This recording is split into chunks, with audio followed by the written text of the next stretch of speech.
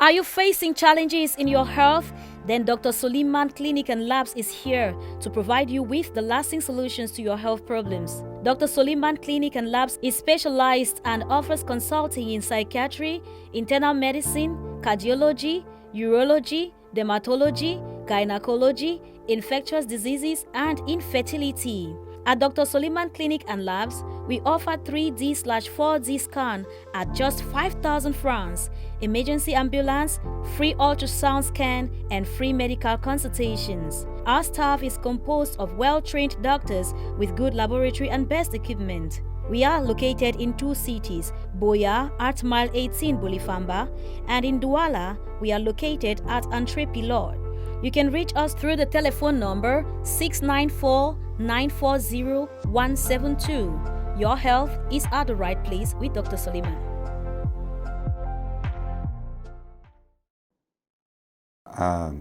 We spoke last session about hepatitis, and we shared a video with you with a gentleman that has liver cirrhosis. I don't know if you remember. Anyway, the good news is, you know, when this patient came in, he was carried by the family. He couldn't walk, he couldn't talk, he was in really very bad shape.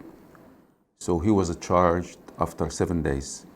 His problem was liver complication because of cirrhosis.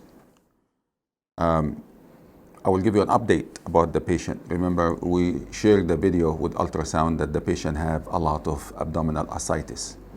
When we say abdominal ascites, basically means that he has fluids. He has fluids, inflammatory fluids inside the abdominal cavity, inside the stomach. That's, you know, the whole abdomen, the peritoneum. And we explained why would a patient have fluids inside his abdomen as a complication for hepatitis. When we did our investigation, as far as the serology, meaning taking sample from the blood and analyzing why did the liver came like that, we had 3 major etiology categories. We have 3 reasons. From the patient history, he admitted that he was an alcoholic, not alcoholic like heavy drinker, but moderate, for his last 60 plus years. He was 71 when he came in. So he stopped drinking 3 years ago. So that's an impact. Heavy drinking, alcohol I'm talking about. And when I talk about an alcohol, we're not talking about a specific brand. Anything that contains alcohol, called alcohol, whether it's 5%, whether it's 90%. So anything that contains alcohol is alcohol. So he was on that for so many years. So this is one of the things that can cause liver cirrhosis, alcoholic liver cirrhosis. Okay, it takes many years. When we checked for the different kind of hepatitis for that specific patient, that patient had hepatitis B and borderline hepatitis C. So that's 2 killer viruses there that can cause the cirrhosis. Regardless of the cause, and listen to me very carefully, we have viruses like CMV, you know, cyclomegalovirus, you know, that can also cause liver problems. We have EBV, Epstein-Barr virus, that can cause hepatitis as well. So there are many that can cause liver disease and hepatitis, but the one that continue, the one that push you to chronicity and fibrosis meaning, you know, the liver becomes like a stone. It's not that flashy, soft, spongy structure full of blood like it used to be. It's different in color, different in touch, you know, it's solid. It becomes like a stone. So regardless of the etiology, liver cirrhosis is fibrosis of the liver that make the liver smaller in size, hard like a stone, no longer flexible, and as a result, when we compress the liver this way and it becomes like this table here, or a stone, the blood vessels that run through the liver become as well compressed. You reduce the liver size, then the diameter of all the vessels, the blood vessels inside the liver, also get reduced in size. What else inside the liver? We have the biliary tree that carry the bile that is responsible for digesting fat, and it also has cholesterol. It has the salts of the bile, and it has the bile acid that is, responsible for digesting fat. So why I'm saying that?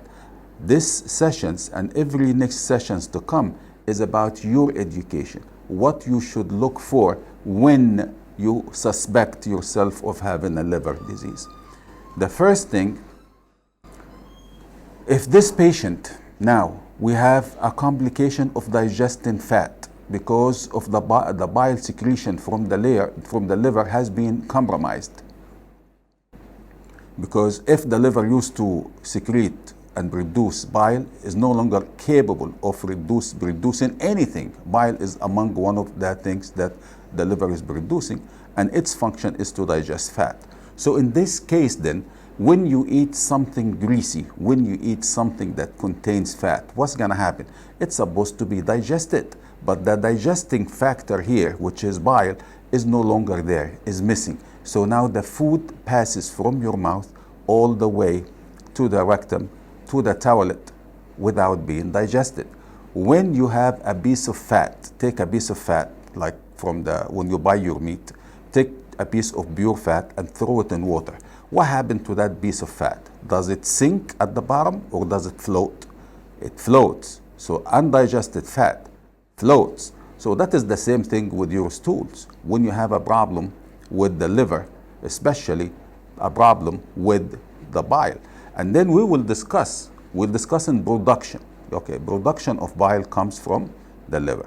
If the source of production, if the factory of production producing this bile is no longer there, then the fat that needs bile to be digested will pass through the mouth, esophagus, stomach, intestine, all the way to the colon, and then to the rectum, undigested. So when you finish stooling, you will see your stools floating on the top because it's fat. It's undigested fat. When I digest fat, what do I take from it? Fatty acid, simple fatty acid that goes to the blood and give me a lot of calories, about 9 calories per 1 gram of fat that I digest into my blood. So it's a good, very good source of energy. So what did I do here? So I talked about bile that gives you energy when it's correctly absorbed into your system. And we talked about bile that is needed for digesting fat. The fat is not digesting. You, as a patient out there, you will see your stools floating in the bathroom. It doesn't sink and go when you flush. It persists to float. So that means there is a fat that was supposed to be digested and absorbed into your bloodstream to gain energy from it, you see, to gain energy from it, that is no longer there. So what's gonna happen to your energy level? Low state of energy, weakness, fatigue, low state of energy. Because the major source, remember, carbohydrates give you energy, calories. Fat give you the highest amount of calories per gram. So in this case, I'm losing power. I'm losing energy. And I look at the toilet and I see my stools floating. And I'm not gonna only see the floats floating. Also, if I am familiar to the dark brown natural color of the stools, it is no longer dark, it is light. Maybe you will not pay attention to that, but you'll definitely pay attention to the two things that will happen to you, which is the stools will be floating, okay, they cannot sink. And the second thing is the energy is lost. You have a low state of energy because the calories are no longer, are no longer there, coming from the fat. Fat is a beautiful food. Fat is a beautiful food because it's rich of calories. It gives us a lot of calories, among the highest, as long as it is correctly absorbed. But is the liver and the bile deficiency the only reason for floating stools? No. The liver produces the bile, and the bile salts that helps you in digesting the fat. But there is also other enzymes and other absorption site at the level of the intestine where the simple fatty acid must pass through the bloodstream that could also be affected if you have an infection, if you have anything that compromise the absorption site at the level of the intestine. The bile did its job.